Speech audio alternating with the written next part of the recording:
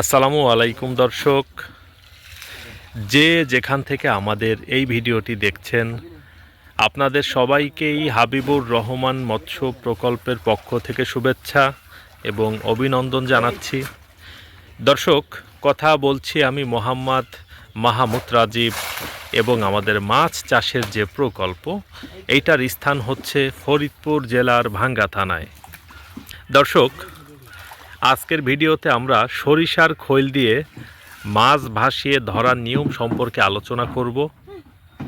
দর্শক, এর আগে বেশ কয়েকবার আমি সরিষার খৈল দিয়ে মাছ ভাসিয়ে ধরার নিয়ম সম্পর্কে ভিডিও আপলোড করেছিলাম আমার ইউটিউব চ্যানেলে এবং ফেসবুক পেজে। তারপরেও দেশের বিভিন্ন প্রান্ত থেকে চাষি ভাইরা এই বিষয়টাতেই প্রচুর প্রশ্ন করেন এবং প্রচণ্ড রকমের আগ্রহ নিয়ে এই বিষয়গুলোতে জানার চেষ্টা করেন। তো দর্শক, চাষি ভাইদের আলোচনাগুলো মাথায় রেখে, চাষি ভাইদের ওই প্রশ্নগুলো মাথায় রেখে আমি পুনরায় আজকে আবার একটা ভিডিও করতেছি এই বিষয়টাতে। ভিডিওতে আপনারা যে পুকুরটি দেখতে পাচ্ছেন, আমাদের এই পুকুরটিতে ওয়াটার ক্যাপাসিটি আছে 3 একর অর্থাৎ 300% এবং এইটাতে বর্তমান গভীরতা আছে প্রায় 12 ফিট বা 14 ফিটের মতো হবে।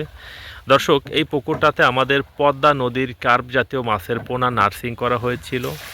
আপনারা যারা নিয়মিত আমাদের ভিডিও দেখেন আপনারা অবগত আছেন, আমরা আমাদের কার্প মিশ্র মাছ চাষ ব্যবস্থাপনার পাশাপাশি পদ্মা নদীর কার্প জাতীয় মাছের পোনা বিক্রি করে থাকি খুব অল্প পরিসরে। সারা বাংলাদেশেই আমাদের পদ্মা নদীর কার্প জাতীয় মাছের পোনাটা যায়। তো দর্শক, এই পুকুরটাতে আমি কার্প জাতীয় মাছের পোনা, পদ্মা নদীর পোনাটা নার্সিংয়ে দিয়েছিলাম।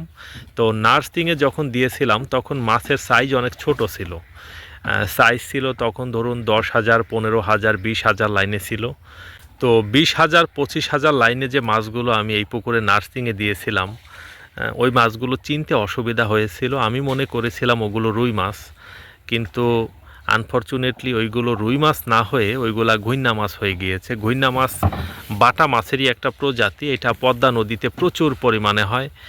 আর আপনারা জানেন যে নদীর মাছের সাথে প্রচুর অবাঞ্ছিত মাছ থাকে। সব নদীতে হয় না, তবে আমাদের পদ্মা নদীতে হয়।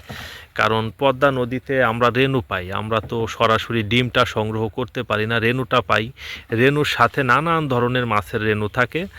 তো ঘুইন্না মাছ আমাদের নদীর পোনার একটা হুমকি বলতে পারেন। এটা হয়ে গেলে রুই মাছটা নষ্ট হয়ে যায়, কাতলা মাছটাও নষ্ট হয়ে যায়, শুধু এইটাই থাকে। আমি অনেক সুন্দর করে বাছাই করে এই পুকুরে এনেছিলাম, আনার পরেও আমার প্রচুর ঘুইন্না মাছ চলে আসছে। একটা পুকুর থেকে তো আনি নাই, 2-3টা পুকুর থেকে নিয়ে আসছি। কোনো একটা পুকুর থেকে ঘুইন্না মাছ চলে আসছে অনেক বেশি পরিমাণে। তারপরেও আমার যেটা ধারণা যে মোটামুটি 1 টন তো হবেই। এই পুকুরে আমি শেষের দিকে কিছু রুই মাছ দিয়েছিলাম নার্সিং করার জন্য। রুই মাছগুলো আর বড় হচ্ছে না। আমরা সাধারণত 1,000 লাইনের মাছ নার্সিংয়ে দিলে এটা 15 দিনের মাথায় আমরা ডেলিভারি করতে পারি। 1,000 লাইন থেকে 15 দিনেই আমাদের এইটা 100 বা 100-র নিচে চলে আসে। তো এই মাছগুলো বড় হচ্ছে না, কারণ আর বুঝতে পারতেছি না। পরে কাশেম ভাই, আমার এখানে যে প্রকল্প ম্যানেজার, কাশেম ভাইকে বললাম যে কাশেম ভাই, কোনো একটা জায়গাতে কিছু ডুবন্ত ফিড দিয়ে ঘন যে খ্যাপলা জাল ওইটা দিয়ে খেয়াও দেন।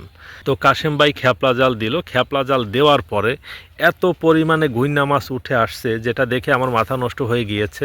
ঘুইন্না মাছ জালে আসে খুব কম। এমনিতে এই পুকুর থেকে আমি অনেক মাছ ডেলিভারি করেছি। যখন ডেলিভারি করেছি তখন খুব একটা ঘুইন্না মাছ জালে আসে না। 10 কেজি, 15 কেজি, 20 কেজি, কখনো 1 মণ এই পরিমাণে আসে। তো সেইগুলো আবার আমি বেছে বেছে ওই কর্নারটাতে আমার একটা পুকুর আছে, রাক্ষুসী মাছের পুকুর, বোয়াল, চিতল, কোরাল, আইর এইগুলাকে খেতে দিয়ে দেই।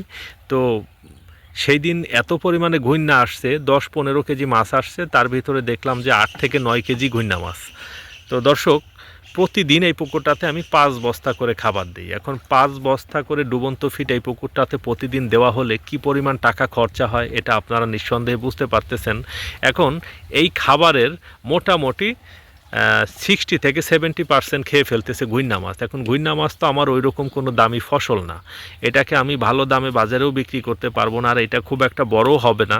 তো কি করব, এখন তার কিছু করার নাই। এই পুকুরটা আরও 2 মাস পরে আমি একেবারে খালি করে বড় মাছ দেব চাষে। এটাতে কার্প মিশ্র চাষ দিব। এই বছর এই পুকুরটাতে পাবদা, গুলশা এবং তার সাথে রুই, কাতলা, মিরিগেল, কালীবাউস এগুলার একটা মিশ্র চাষ দিব। তো দর্শক, যেহেতু প্রচুর ঘুইন্না হয়ে গিয়েছে, এখন যে কাজটা আমি করব, এই পুকুর থেকে ঘুইন্না মাছ সহ যত মাছ আছে সব মাছগুলো ধরে ফেলবো।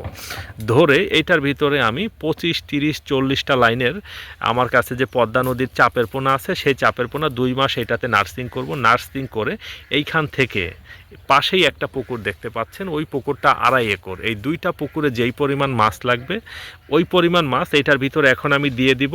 2 মাস এটাতে নার্সিং হবে। 2 মাস নার্সিং হওয়ার পরে যখন 2টা 3টাতে কেজি চলে আসবে বা 4টাতে কেজি চলে আসবে, শীতের ভিতরে তো না হলে আর একটু বড় হতো, তারপরে আমি ওই পাশের পুকুরটাতে যেই পরিমাণ লাগে ওই পরিমাণ আমি ওইটাতে ট্রান্সফার করে দিব এবং 2 পুকুরে যেই পরিমাণ মাছ লাগে সেই পরিমাণ মাছই আমি এই পুকুরটাতে এখন নার্সিংয়ের জন্য দিব। আর ওই পাশের পুকুরটাতে এখন বড় মাছ কালচার হচ্ছে, ওইগুলা 2 মাস পরে বিক্রি করব, ফাল্গুন মাসের শেষের দিকে বিক্রি করে এইটা থেকে আবার যেই পরিমাণ মাছ লাগে ওইটাতে নিয়ে দিয়ে দিব। তো এখন এই পুকুরটাকে খালি করার জন্য যে ঘুইন্না মাছ সহ আরও অন্যান্য মাছ আছে, এই পুকুরটাতে কালীবাউস আছে, আমার যেটা ধারণা প্রায় 5000 কালীবাউস মাছ হবে। এটার সাথে মিরিগেল মাছ আছে প্রচুর। এইগুলাকে কিভাবে তুলবো? এখন এই পুকুরে তো আমরা বিষ করে দেবো। এখন এই মাছ থাকা অবস্থাতে বিষ করে দিলে অনেক মাছ নষ্ট হয়ে যাবে। আর জাল যতবারই জাল দেই না কেন, তারপরেও এই পুকুরে কিন্তু 10-20 মণ মাছ থেকেই যাবে। আর আমাদের নদীর মাছ অনেক দামি মাছ, অনেক এক্সপেন্সিভ নদীর মাছ, এর একটা মাছও নষ্ট করা যাবে না। একটা মাছও আমরা নষ্ট করতে চাচ্ছি না। তো এখন মাছগুলো ধরবো কিভাবে? আপনারা দেখতে পাচ্ছেন যে আমার লোকেরা এখানে কাজ করতেছে, তারা এই পুকুরটাতে সরিষার খৈল ছিটিয়ে দিচ্ছে। একটু যদি আপনারা খেয়াল করে দেখেন ভিডিওর ঠিক মাঝখানে, এই পুকুরটাতে আজকে 1500 কেজি সরিষার খৈল দিয়ে দিচ্ছি, অর্থাৎ একর প্রতি 500 কেজি, প্রতি শতাংশে 5 কেজি করে দিচ্ছি। তো দর্শক, সরিষার খৈলগুলো সকালবেলা বস্তার ভিতরে করে রশি দিয়ে বেঁধে এইখানে ভিজিয়ে রাখা হয়েছে। এইখানে দেখতে পাচ্ছেন এগুলা ভিজতেছে, এগুলা ভিজে গিয়েছে। এইগুলাকে সুন্দরভাবে নৌকা দিয়ে মাঝখানে, কিনারায়, সব জায়গাতে সুন্দরভাবে আমরা ছিটিয়ে দিচ্ছি। ছিটিয়ে দেওয়ার ফলে যেটা হবে, আগামীকালকে সকালবেলা ভোরবেলা এই মাছগুলো ভেসে যাবে। যদি ভেসে নাও যায় তারপরেও জাল দিলে ম্যাক্সিমাম 80% মাছ চলে আসবে। পরের দিন সকালে আবার জাল দিলে বাকি মাছগুলো চলে আসে, অল্প কিছু মাছ থাকে। তো দর্শক, সরিষার খৈল দিয়ে মাছ ভাসানোর নিয়ম বলতে এটাই বোঝায় যে সরিষার খৈল দিয়ে আমরা যেই মাছগুলো জালে আনতে পারতেছি না সেই মাছগুলোকে উঠিয়ে নিতে পারি। তো এই পদ্ধতিতে কি কি মাছ আমরা সুন্দরভাবে আহরণ করতে পারি, বিশেষ করে কার্প জাতীয় মাছ, যেমন ধরুন অনেক চাষি ভাইয়ের পুকুরে কারফিউ মাছ থাকে, মিরিগেল থাকে, কালীবাউস থাকে, যেগুলো জালে আসতে চায় না। আপনারা যদি এই পদ্ধতিতে সরিষার খৈলটা আগের দিন সকালবেলা ভিজিয়ে রাখেন খুব ভোরে, এবং সকাল 9টা 10টা, এখন যেমন 9টা 10টা বাজে সকাল, এই সময় আমরা ছিটিয়ে দিচ্ছি। আগামীকালকে ভোরবেলাতে জাল দিতে হবে, রোদ ওঠার আগে জাল দিতে হবে। এমন সময় জাল দিতে হবে যখন রোদ উঠবে না এবং রোদ উঠতে আরও অনেক সময় বাকি আছে, ওই সময়টাতে আপনারা জাল দিবেন। সব থেকে ভালো হয় যদি ভোর রাতে 4টার দিকে দেওয়া যায়, কিন্তু এখন শীতের দিন 4টার দিকে পুকুরে নামাটাই একটা অসম্ভব ব্যাপার হয়ে যাবে। এই জন্য আমরা আর ভোর রাতে দিতে পারবো না, ভোরে দিব হয়তো বা। তো ভোরে জাল দিলে ম্যাক্সিমাম মাছই উঠে আসবে আশা করতেছি। আর যদি মাছ ভেসে যায় তাহলে দর্শক 90% বা 95% মাছ জালে উঠে যায়। দর্শক, ভেসে গেলে যে বিষয়টা হয়, সাধারণত আমাদের পুকুরে যখন মাছ ভাসে তখন কি হয়, আমরা জাল দিলে মাছ আবার ডুব দিয়ে জালের নিচ দিয়ে চলে যায়, কিন্তু সরিষার খৈল দিয়ে যখন মাছ ভাসানো হয় তখন কিন্তু ওইভাবে আর যায় না। তখন ডুব দিয়ে নিচ দিয়ে যাওয়ার যে তার একটা ইচ্ছা, ওইটা থাকে না, কারণ তলাতে প্রচুর গ্যাস হয়ে যাবে। এই খৈলগুলা তো তলাতে গ্যাস তৈরি করবে। প্রতি শতাংশে 5 কেজি সরিষার খৈল মানে এটা বিশাল ব্যাপার। ধরুন আপনি নর্মালি ভালো একটা পুকুরে যদি প্রতি শতাংশে 5 কেজি করে সরিষার খৈল দেন, পানি পচে যাবে, নষ্ট হয়ে যাবে পানি। তো দর্শক, এই পদ্ধতিতে এখন শীতের দিন, এই জন্য আমরা শতাংশে 5 কেজি করে সরিষার খৈল দিচ্ছি। পাশাপাশি পুকুরটার গভীরতা বেশি। তো আমি আনুমানিক একটা আইডিয়া আপনাদেরকে দিচ্ছি। আপনাদের পুকুরে যদি 8 থেকে 10 ফিট গভীরতা থাকে তাহলে আপনারা প্রতি শতাংশে 3 থেকে 4 কেজি সরিষার খৈল দিবেন, এবং 12 থেকে 14 ফিট পানি থাকলে 4 থেকে 5 কেজি সরিষার খৈল আপনারা দিতে পারেন। এবং দর্শক, পুকুরে যদি 5 থেকে 6 ফিট বা 4 ফিট পানি থাকে তাহলে 2 কেজি 3 কেজি দিলেই হচ্ছে ইনশাআল্লাহ।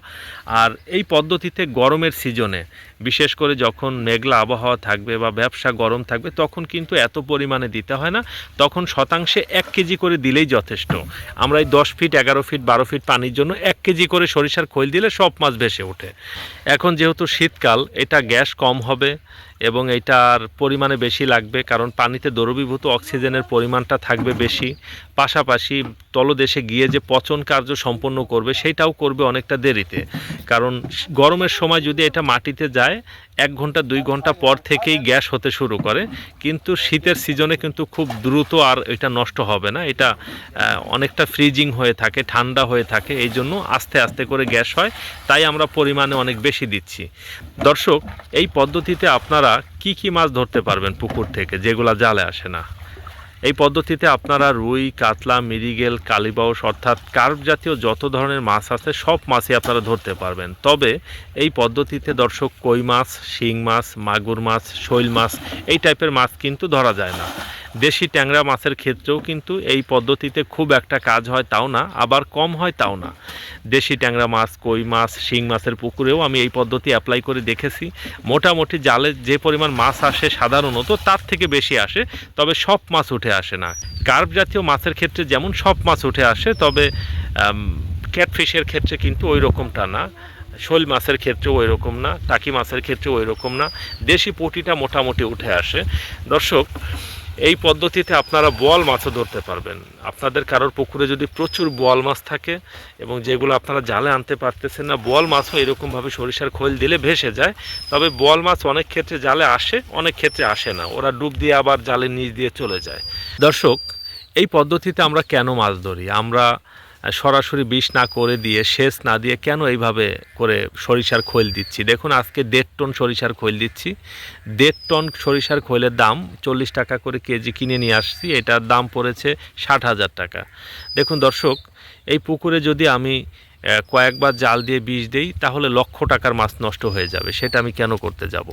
বা এই পুকুরের পানি যদি সেচ দিতে যাই, আমার পুকুর অনেক গভীর, এই পারগুলো ভেঙে যাওয়ার একটা পসিবিলিটি থাকবে। আর তাছাড়া পানি সেচ দিয়ে তো আবার পানি দিতে হবে, তাই না? ধরেন সেচ দেওয়া গেল, সেচ দেওয়ার পরে তো আবার পানি দিতে হবে, দেখা যাবে 30,000 টাকা শুধু তেলই লাগবে, তাতে আমার লাভ কি? তাতে তো আমার লাভ নাই।